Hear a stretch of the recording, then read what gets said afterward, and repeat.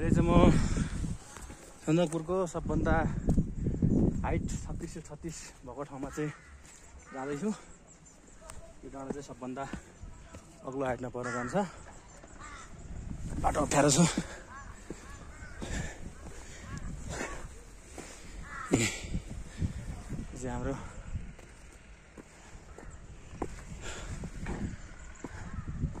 Nepal India बोर्डरको Ilam जिल्लाको सबैभन्दा अग्लो ठाउँ 3636 मिटर।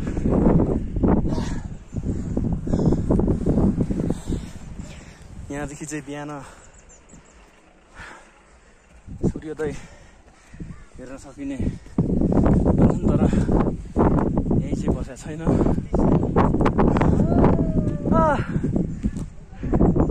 3636 मिटरमा हावाको बेग कस्तो छ त्यहाँ?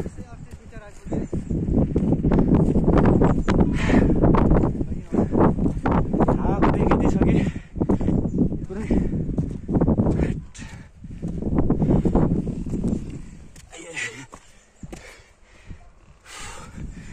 बाटो अप्ठ्यारो